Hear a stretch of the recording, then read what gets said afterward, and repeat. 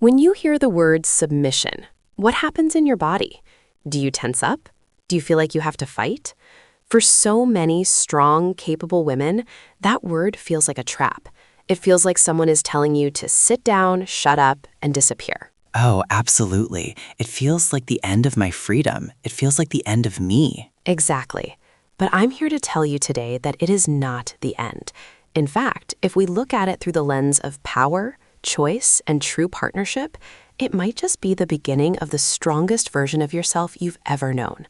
We are going to flip the script on what this word really means. I'm ready to have my mind changed, but I admit I'm skeptical. Let's dive in. Welcome back to the show. I am so glad you are here today. Whether you are single and building your empire, a mother holding down the fort, engaged, or 20 years into marriage, this conversation is for you. It's a heavy topic today. We are talking about that dreaded S word, submission, and specifically the fear that being submissive means becoming a doormat. Right. And look, I work with high-performing women every single day. Women who run companies, women who manage complex households, women who are leaders. And the number one fear I hear when it comes to relationships is, I don't want to lose my voice. Today, you are going to learn that yielding is not the same as quitting. You're going to learn how to keep your power while building a partnership that actually works. I love that. Yielding is not quitting. Okay, let's get into the first mindset shift, because right now, society tells us that if you submit, you're weak. Redefining the term. Let's start right there, the definition. Most of us think submission means blind obedience. We think it means a soldier taking orders from a general. But in a relationship, that is a recipe for disaster. That's not a partnership, that's a dictatorship. So if it's not obedience, what is it? It is trust in action. Think about a trapeze artist. You have the flyer and the catcher. When the flyer lets go of the bar to fly through the air, are they weak? No, they are incredibly brave. But they have to trust that the catcher is going to be there. Submission in a healthy, loving context is the act of letting go of the bar because you trust the person on the other side. That's a beautiful image, but the flyer still has to be strong, right? They have to have their own muscles. 100%. A weak flyer falls. A weak woman cannot submit in a healthy way because she's doing it out of fear or dependency. A strong woman submits out of choice. I think that's the key word, choice. Let me give you an example. I was coaching a woman named Elena. She's a VP at a tech firm. She makes decisions all day long. She told me, I'm exhausted. I'm tired of being the one who has to know the answer to everything. She was engaged to a great guy, but she was micromanaging him. She picked the restaurants, she planned the dates, she double-checked his travel bookings. She was bringing her boss energy home. She was, and she was miserable. I told her, Elena, you are treating him like an employee, not a partner. You are afraid that if you don't control it, it won't get done. I challenged her to do one thing. For one weekend, let him lead. Just stop. Don't check the reservation, don't suggest the route, just get in the passenger seat. That sounds terrifying for a control freak. How did she handle it? She struggled. She was biting her tongue the whole drive. But guess what? They got to the destination, they had a great dinner, and she realized something profound. She told me later, for the first time in years, I felt like I could exhale. Wow. So by submitting to his lead, she actually gained peace? Precisely. She didn't lose her power. She chose to rest her power. That is the takeaway here. Submission isn't about ability. It's about placement. You are capable of driving, but sometimes you choose to be the passenger so you can hold his hand instead. The prerequisite of safety. Okay, I'm with you on the rest part. That sounds nice. But speaker one, we have to address the elephant in the room. What if the catcher drops you? What if the partner isn't safe? I am so glad you asked that. This is the most critical part of this entire conversation. Listen to me closely. You cannot submit to something that is broken. Say that again. You cannot submit to something that is broken or dangerous. Submission is a gift you give to someone who has earned it. It is not a right they can demand. If you are in a situation where there is abuse, where there is neglect, where there is toxicity, submission is not your answer. Boundaries are your answer. Safety is your answer. I think a lot of women feel guilty, like if they were just better wives or more supportive, the guy would change. That is a lie. You cannot love someone into leadership. If he is not leading with love, integrity, and self-sacrifice, he hasn't created a container safe enough for you to soften. So how do we spot a worthy vessel for this trust? A worthy partner seeks your good above their own. It's that simple. I remember talking to a couple, let's call them Mark and Sarah. Sarah was hesitant about merging their finances. She had worked hard for her money. Mark didn't demand it. He sat down and showed her a plan. He said, "I want us to win. Here is how I plan to protect what you've built and grow it for our family." He came with a plan, not a demand. Exactly. He showed competence and care. Sarah yielded control of the finances not because she was forced, but because she saw that he was looking out for her future. So the practical takeaway here is vet the leadership before you follow it. Yes, inspect the fruit. If he leads himself well, if he is disciplined, if he listens to you, then you can trust him. If he is chaotic and selfish, you keep your hands on the wheel. Submission is a response to worthy leadership.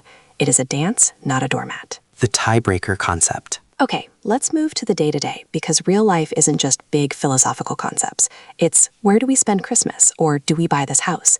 What happens when two strong people disagree? This is where the rubber meets the road. In a partnership of equals, and yes, I said equals, you will have different perspectives. You are two different people. Disagreement is healthy, but constant deadlock is fatal. Right. If nobody budges, the car doesn't move. Someone has to have the tiebreaker vote. Now, in the framework we are discussing, this is often where the man steps in to take the weight of the final decision. But here is the nuance people miss. It's not about him getting his way. It's about him taking the responsibility for the outcome. Can you explain that difference? Sure. If I demand we go left and we crash, it's my fault. If a leader says, "I've heard your input, I value your insight, but I really feel we need to go left," he is putting his neck on the line. He is carrying the burden of that risk. That actually sounds heavy for him. It is. That's why true leadership is a service, not a privilege. I knew a couple who were deciding on moving to a new city for his job. She didn't want to go. She had friends, a gym, a routine. She was happy.